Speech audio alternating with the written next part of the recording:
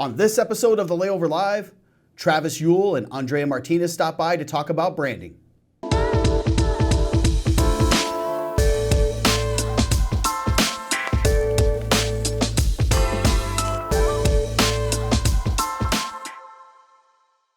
Hello everyone and welcome to episode 183 of the Layover Live.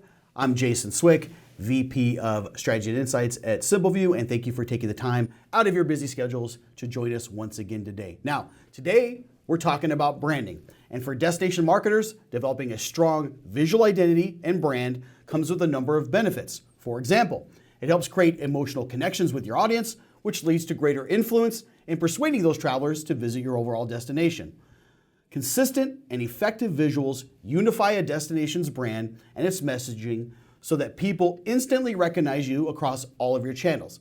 Now, destination marketing professionals like yourselves are constantly seeking ways to set their destinations apart from others, and the space is getting busy and crowded. And even though it's crowded, DMOs can use a creative brand and design to catch the attention of travelers and help influence them to choose their destination over another. Now, advertising your destination's attributes in a cohesive and digestible way can help travelers decide if they can have the experience they desire when visiting you. Travelers need to remember you, and chances are much higher that they will if your visual identity and branding are appealing and digestible. But this poses the question, how do I make that happen for my destination?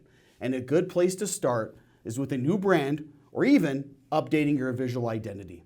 So today, I am joined by Simpleview's own design director, Travis Yewell, and art director, Andrea Martinez, who live and work by the saying that good design builds trust. So Andrea, Travis, welcome to the show. Yeah, thanks for having us. We're excited to be here. Yeah, thanks, Jason. Happy to have you here as well. So, let's kick things off a little bit because I think as we start to talk about, branding, it's such an important part of digital marketing and a destination's overall success. But I want to first talk about maybe getting into a little bit about the differences maybe between a visual identity and branding. So, Trav, let me start with you. Maybe you could provide some light around that because I think sometimes those things get a little bit confused. They are two very different things. So maybe you could talk about the differences. No, I think this is a great place to start. I think if we were to put it into simple terms, your visual identity is what your visitor sees. The brand is how they feel. A visual identity is all of those visual aspects, right, that we use to reflect the brand. Things like logos, fonts and colors, other graphic assets. Those are the major contributors to a traditional visual identity. The goal of a visual identity overall is to convey the essence of your brand, beyond what words typically can.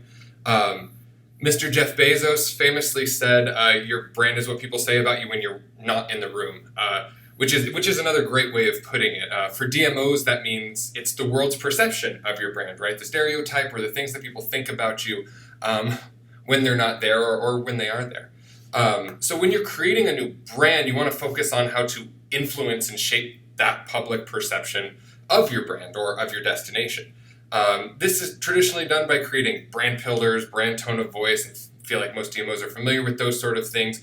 Personality, working on positioning, all of those things that kind of create that cohesive brand story. And this will kind of guide the marketing efforts and steer the public perception of your destination. I guess another way to think about it would be a brand is building a brand new house and pouring the foundation, working with an architect, establishing that floor plan, creating something from the ground up. A visual identity would be a home renovation. You're changing the paint, the cabinets, light fixtures, and furniture. And by the time you're done with that renovation, it feels like a totally new space, but the bones of the house are still there, so to speak.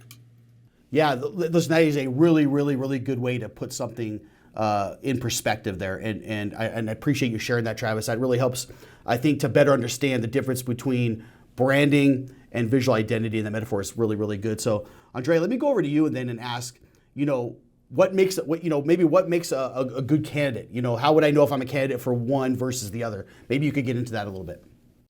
Yeah, I think the easiest thing to do is kind of just take a step back and see where are we lacking or what are we trying to change. So I would say first and foremost, if an organization has never gone through the process of maybe defining their key differentiators, if they don't know their unique selling proposition, if they've never really officially identified their competitors or don't know how they, stack up against those competitors, then full-on branding is the way to go. That will create focus in the messaging. And if nothing else, it just kind of aligns everybody internally to know how they should talk about the destination. So empowering them to be brand advocates, to kind of just unify have one cohesive, unified message. And then there's also the option if you wanted to reestablish. So you already have maybe branding, but maybe there's some unhelpful perceptions out there that you kind of want to switch in the minds of consumers. Maybe you want to connect with a new audience. Maybe you are having trouble differentiating yourselves from your competitors. And then other things like maybe there was a merger, there's a new name, or now the jurisdiction geographically has changed. So things like that, definitely we would sway towards a rebrand. Now, visual identity will be an option if you kind of just felt like maybe all that stuff is set and good. You have content pillars,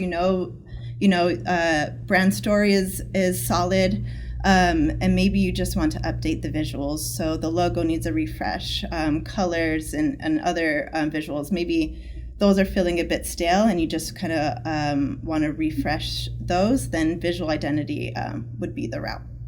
Yeah, those are really good differentiators, right? That helps to really identify, Andrea, I think the differences between what makes me a good candidate for branding versus visual identity, which brings up the next question that I want to ask too, which is these things both require very different bandwidth and very different timing for these different projects. So maybe Trav, can you get into maybe a little bit into that a little bit, the timing differences, the bandwidth is required for each of those things? Yeah, absolutely. I think our house analogy helps us out a bit here too, and makes a bit of sense in terms of timing. It takes a bit more time to build a house from the ground up than it does to spruce up the interior, right?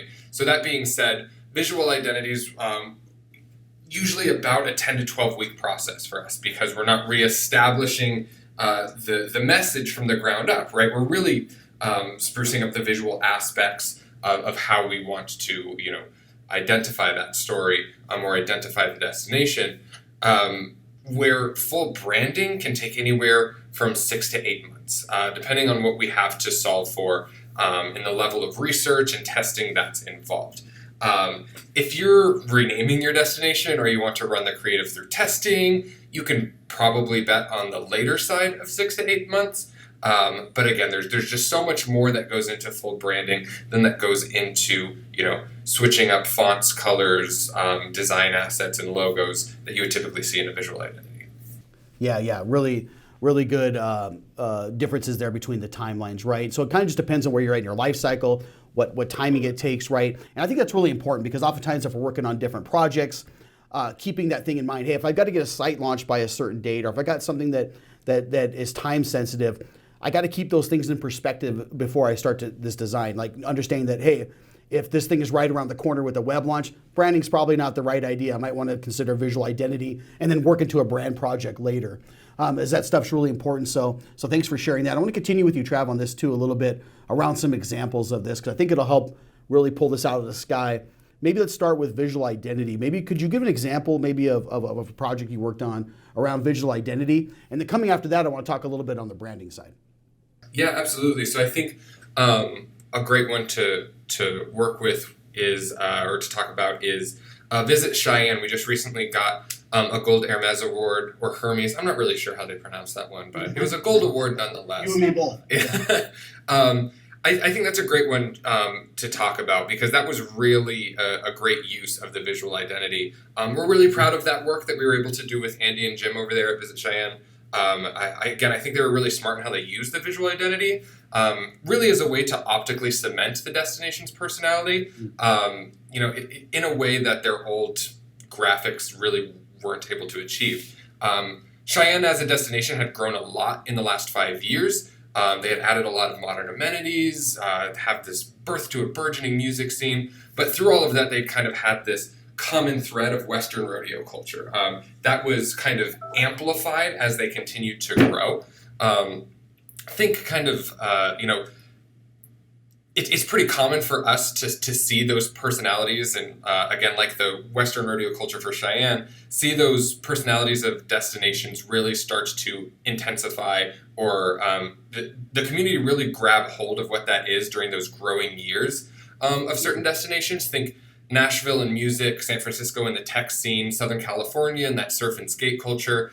As the populace grows, and as the destination as a leisure and meetings destination grows, you seem to see more of that conviction to that identity. And Cheyenne was really no different.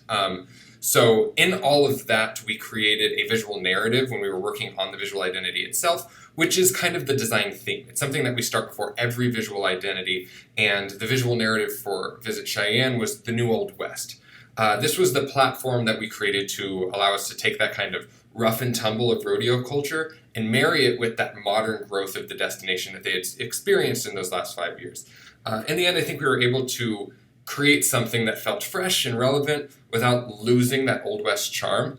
And in the end, I think going with a visual identity over branding for Cheyenne was perfect, because they had already been promoting that Western rodeo culture. Again, they had that sense of identity. They knew who they were. They knew what they were going to be marketing, and the Western rodeo culture was working for them. But their current graphic assets weren't telling that same story. So they were able to, work with us. We came and we aligned on that Western rodeo culture with that modern twist. And we were able to put something great. In the end, Cheyenne knew who they were. They just needed a logo that kind of screamed that from the rooftops. Yeah, that's really good. So let's talk about branding then. I'm going to continue with you on that because, I know sharing an example on that side, because it is a very different animal. I think the one that comes to mind is San Mateo. It was a complete branding project from top to bottom. So you want to share that a little bit, Trav, and get into that? Yeah, for sure. I think, again, another project that we're extraordinarily proud of, but San Mateo County was about as in-depth as a rebrand as you can get. We started off the project with some testing on the overall recognition of the destination, right? And it turned out that while people were familiar with the area, they had absolutely no connection with the name San Mateo County.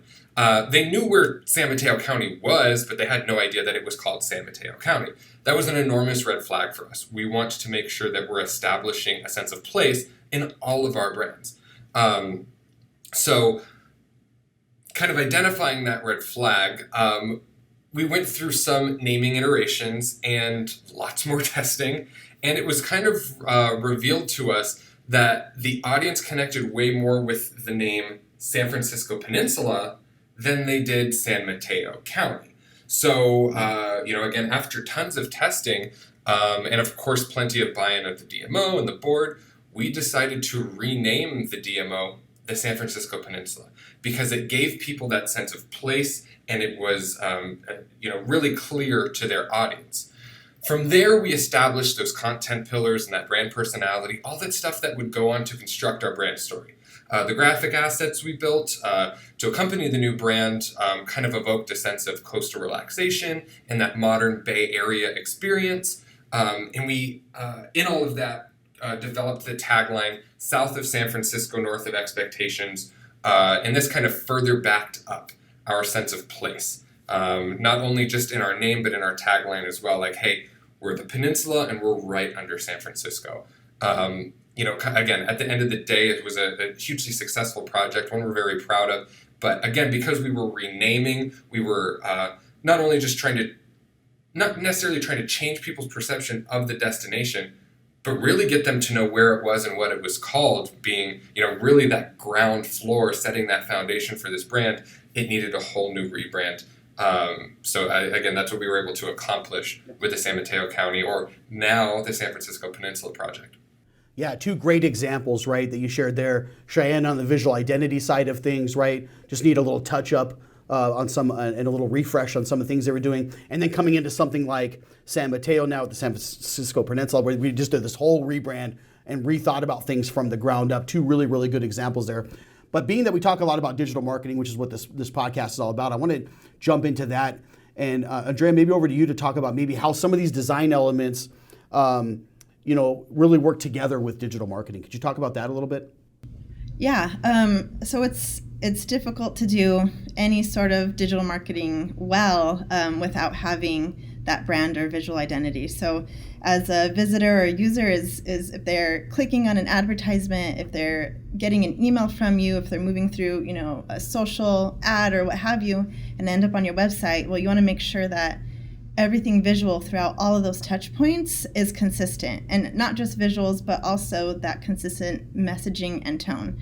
You want to make sure that they feel like they're turning a page in the same book and leading themselves, through this journey of consistency, and they don't want to go from one ad, land on your website if it looks totally different, and you might disorient them. They might think they landed in the wrong place. So you want to make sure at every touch point they know exactly who you are, and you communicate that visually and then through the messaging. And then aside from those user experience improvements, just being fresh and relevant and having intriguing visuals just really bolsters the message. So just remembering that a visual identity is supposed to convey your brand, the essence of your brand, beyond words. So it's super important. Yeah, it is. And those are really good examples of how those things tie together, right? First, you talked about the cohesiveness, which I think is important from a UX standpoint. We've all been in those situations where we've engaged with a piece of marketing, and then we come over to a landing page or a social media platform or whatever it may be, and we're like, wait a second, is this the same thing? Like, am I in the right spot? Because the brand messaging from visuals all the way down just isn't that consistent, right? So I think that's a really, really good example. And then, the power punch, right, of having not only good execution, but having good creative and having those things married together, that freshness and that relevance that you talk about, I think is important. And I think the campaigns that seem to be the most successful are when you take those elements of creative and execution and tie them together, right? Because we're not going to, no one's thinking about when they're engaging with an ad or a piece of advertising. They're not thinking about the placement and how they were involved in that placement.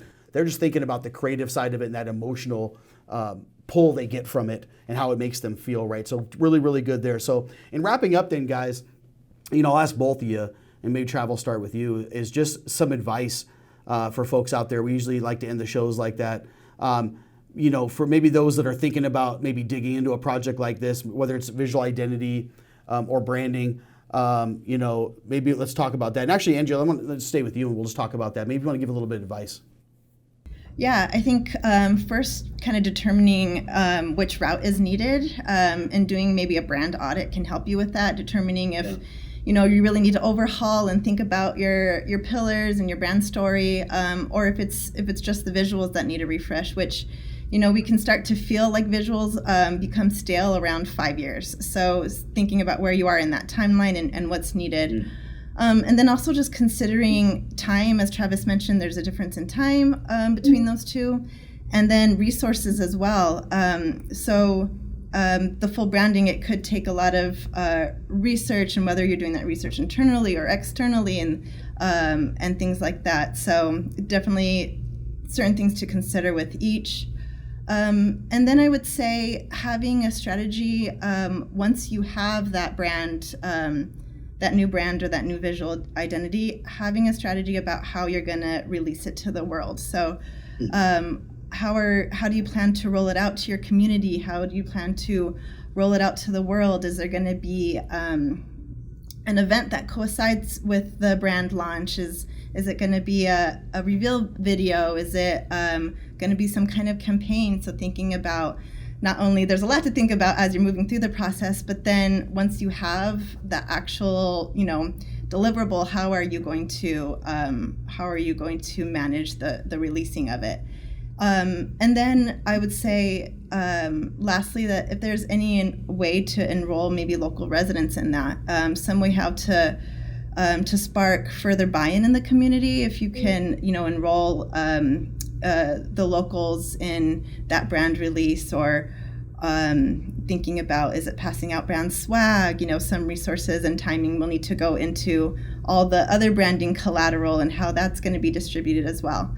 but really enrolling those locals so that you have brand ambassadors to carry on this brand into the world. Boy, those are several pieces of really, really good advice on that side. I love the idea of rolling in the locals. I think that's a smart idea. Becomes this community engagement, which is really important. And also something that really stuck with me that you said there was thinking about how this is going to be executed beyond the project itself. How are we going to go to market with this? How are we going to roll this out, and keeping that in mind? That is an important step that honestly should be thought about in the beginning, right?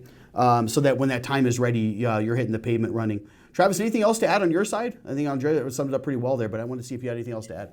Andrea did a great job summing it up. I'll continue to support the idea of think about your rollout and consider that as a part of your timeline, right? I think that's one of the things we normally see is, or not normally see, but see quite a bit, is that people get really excited about going into the VI and then get even more excited once it's in your hands and you're like, oh no, now what do I do with this thing? And it can kind of lead to a frenzy at the end if you're not thinking about like, oh shoot, we do want a brand reveal video, add another 7 weeks. Or, oh, we got to print swag, we'll add another 4 weeks. So thinking about those things in your overall timeline, not just like, oh, we're going to approve it on this day and we're going to show it to the world tomorrow. Usually there's a little more that goes into that. So consider the rollout in your timeline as well. And it'll be less stressful and everybody will have a better time with it.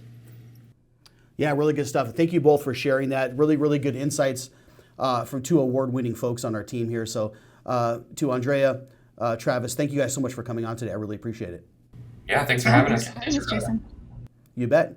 And thanks for tuning in each week. If you're not subscribed, please do so now. We're also available through audio podcasts through iTunes and Spotify. So thanks for tuning in, everyone. We'll see you next time, and have a great day.